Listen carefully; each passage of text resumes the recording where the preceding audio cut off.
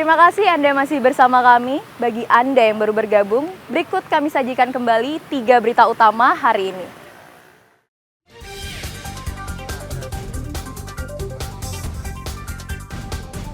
Gempa guncang Gianyar, puluhan bangunan rusak berat.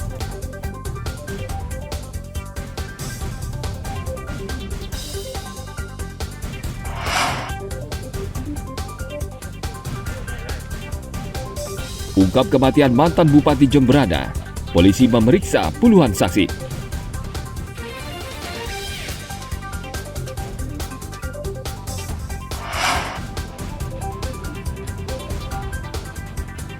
Tim aerobatik Jupiter TNI AU pukau penonton di ajang Bali International Air Show 2024.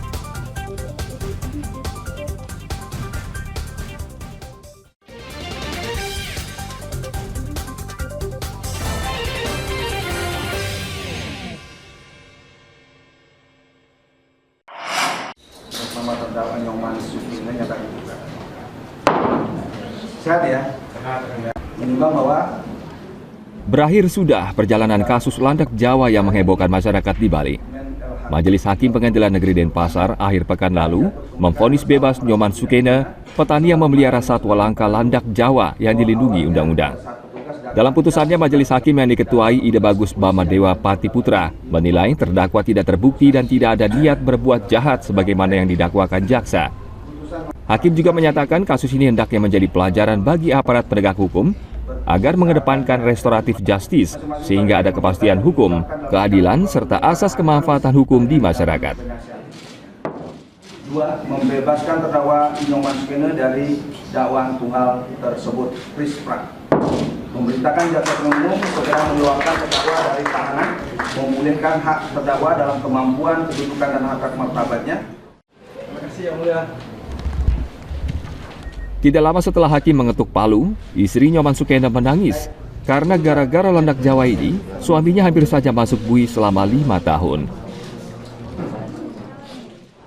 Yang ucapkan puji syukur kepada Tuhan dan semua kalangan, lapisan masyarakat, intinya yang sudah bebas dan bersyukur. Terima kasih. Nyoman ke depan mau pelihara satwa lagi nggak? Kalau landak, enggak. Kalau ada. Nyoman Sukena memang bernasib sial. Ia ditangkap penyidik Direktorat Kriminal Khusus Polda Bali pada Maret lalu karena memelihara 4 ekor landak Jawa di rumahnya di Banjarkarang Dalam 2, Desa Adat Bongkasa Pertiwi. Nyoman awalnya memiliki 2 ekor landak, lalu berkembang biak menjadi 4 ekor. Ia tidak tahu kalau landak Jawa adalah satwa langka yang dilindungi undang-undang. Barang siapa yang memelihara tanpa izin dan dokumen resmi, ancamannya adalah penjara 5 tahun. Tim Liputan melaporkan dari Kota Denpasar.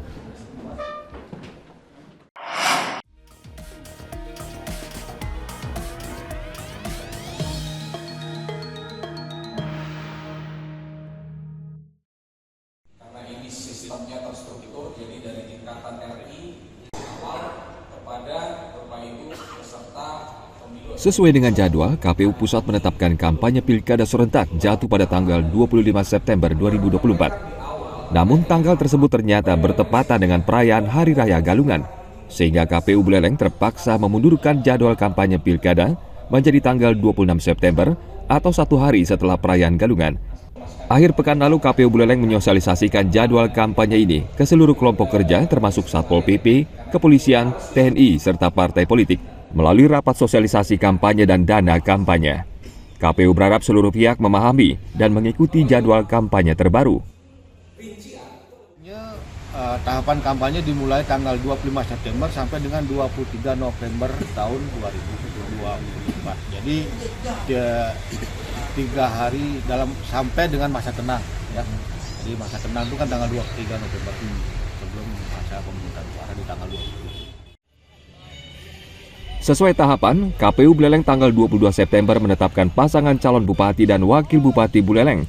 Lalu tanggal 23 September, KPU akan mengundi nomor urut. Lalu tahapan kampanye pada tanggal 25 September hingga masa tenang pada tanggal 23 November 2024. KPU Buleleng juga mengimbau pasangan calon menerapkan green election atau kampanye hijau yakni kesadaran untuk membatasi penggunaan alat peraga kampanye berbahan plastik dan menggunakan bahan yang ramah lingkungan karena sudah menjadi kebijakan KPU Provinsi Bali. Tim Liputan melaporkan dari Kabupaten Buleleng.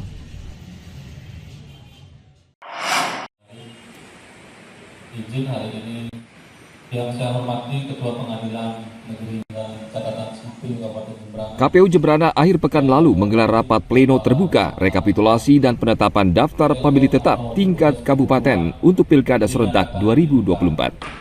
Dalam rapat pleno, KPU Jembrana menetapkan jumlah pemilih tetap sekitar 244.000 orang. Jumlah ini berkurang dari daftar penduduk potensial pemilih yang diterima sebelumnya.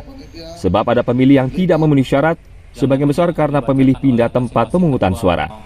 Dari sekitar 244.000 daftar pemilih tetap ini, 120.000 adalah pemilih laki-laki dan 124.000 pemilih perempuan.